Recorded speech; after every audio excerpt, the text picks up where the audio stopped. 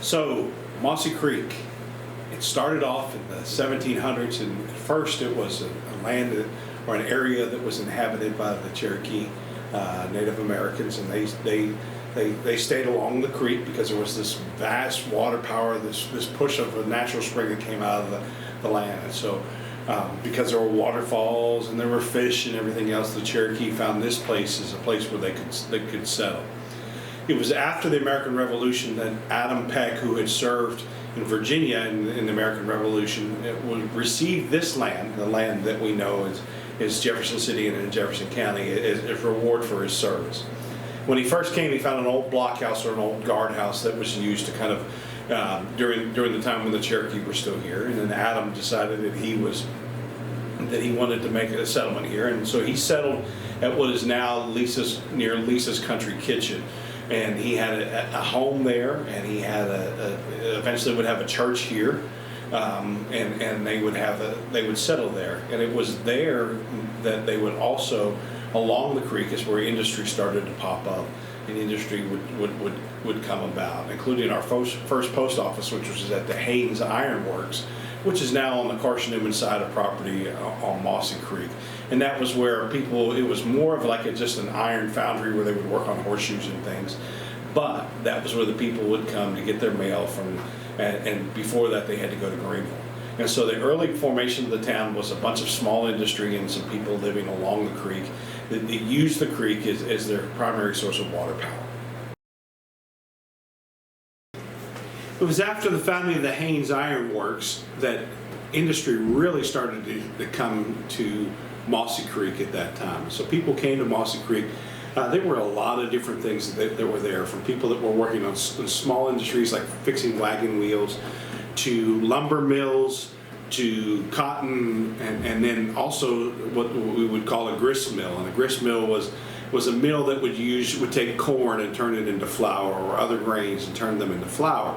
And that was along the bend of the creek, so the part of the creek that still exists today that bends at that time towards the Holston River, but now would bend towards Cherokee Lake. And so it was there that the people would settle and with the center part of town. The center part of town prior to the Civil War was that part which we would call the old part of Jefferson City now.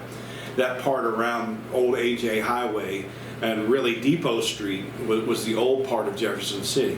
It was two things happened in the 1850s that changed this town forever. One was the formation of the college. So the college, which was the Mossy Creek Missionary Baptist College, and then later just the Mossy Creek Baptist College, was formed in 1851 and settled and stayed and used as a classroom, the Mossy Creek Baptist Church. It was after a year or so that the Mossy Creek Baptist Church decided that the business of college was too big and too busy for their church and kept things going done, that they started to build a university or a college at that time. And there were 3 buildings built, the administration building and then Newman 1 and Newman 2, which are where the Ken Sparks building is now, and where the flagpole is next to the football stadium, or where those 3 buildings existed. The other thing that was important for Jefferson City or Mossy Creek was the formation of the railroad and bringing it through. John Branner, who was a wealthy businessman in the area, offered land to be part, if the railroad would come through his land, that he would give the land for the train station, which is down now on Depot Street, and the train would come through. Branner then put restaurants and everything else in because he had a deal with the railroad that if the railroad came through, that they had to stop in Mossy Creek. And then Branner became rich, so rich that they made him eventually the president of the railroad. And that was in the mid-1850s. So it was in 1863 then, and really in 1861 when the Civil War would come to East Tennessee. At first in East Tennessee, what would happen is there would be a call to serve either the Confederacy or the Union. And they had a vote first after Fort Sumter where they decided whether Tennessee would join or stay with the Union or join the Confederacy. And at first Tennessee decided to stay with the Union. It was then that a couple months later, as Confederate troops began to push into Tennessee, that they had another vote. And then in this other vote, the loyal Union people of East Tennessee were outnumbered and kind of forced out by the forces of the Confederacy. So it was during the start of the Civil War when Tennessee became a Confederate state that a lot of the people that lived in this area that were loyal still to the Union, more so than the state government, had to make a choice. Many of them decided that they would go and fight for the Union, which meant that they had to follow trails and paths, not get caught, escaping into Kentucky to join Union forces, Tennessee Union forces up there. Many of the people that lived around this area made that choice. Some of the students that were at the Mossy Creek Baptist College chose to fight for the Confederacy, and some chose to fight for the Union. Most often, those decisions were made for economic reasons. Families with money tended to fight for the Confederacy. Families that were poor tended to fight for the Confederacy. And middle-class families in this area tended to fight for the Union. It was in December 29th of 1863 that the Battle of Mossy Creek was fought by forces from the Union forces from Pennsylvania, Illinois, Indiana, Michigan, Ohio, and Tennessee that fought against Confederate forces from Arkansas, Georgia, Texas, Alabama, and Tennessee. And so they fought on December 29th, where now the textbook company is, and part of the Carson Newman property in the Little League baseball fields, and they fought a heavy engagement for about 6 or 7 hours, in which ultimately, by the end of the day, the Union forces prevailed and won and pushed the Confederates back towards Morristown, where they had made their winter quarters. And it was there that the Union forces won. It was after those days that the land changed several times between the Confederacy and the Union, but ultimately by 1864 it became Union territory, and Union troops stayed in the Mossy Creek Baptist College dormitory and caused some damage to the dormitory, but stayed. And it was at the end of the Civil War that this area was still Union territory.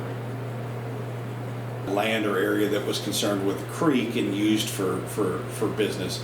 It became a land of industry. It became a land of education. So industry, because they had found zinc along the creek, and now people wanted to get zinc out of this area and used for manufacturing, because zinc is used to make brass, and zinc was used to make fixtures, and so zinc was a primary and important resource after the Civil War. So the zinc mine came in and kind of drove the course of industry, but also it was a course of education.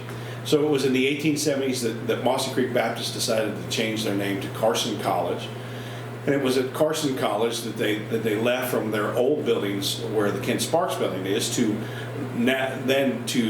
what would later become a much bigger house, but with the Moncastle estate, that was a huge house with several acres. And it was there that the men would move, and they can have their classes, and that would be in the part of town where Taco Bell and Burger King is, but that was known in those days as Carsonville, which was a part of Mossy Creek. The women then would move, who had been at the Masonic Lodge and then had been at the Glenmore Mansion, and finally would move to where the men used to be on what was the old Mossy Creek Baptist College campus. Then, after that, in the 1880s, they decided that they would merge into one college, and it would be Carson and Newman, and is where the college is currently now. In addition to that, Mossy Creek had several strong public schools, and had schools for people of all color and all race, with the Nelson Mary School being on the top of the hill, is one of the primary schools to educate young black children and give them a real opportunity to learn when society wasn't always as open. That was also going on in Mossy Creek. So Mossy Creek became known as the gem of education for East Tennessee. Industry came and industry went, and town continued to grow.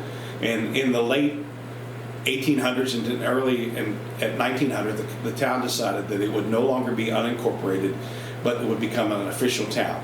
When they decided to become an official town and incorporated, they decided to change their name from Mossy Creek to Jefferson City. And it was in Jefferson City that many different things would happen and change. But Mossy Creek would kind of fade into memory, and Jefferson City would become what it is today.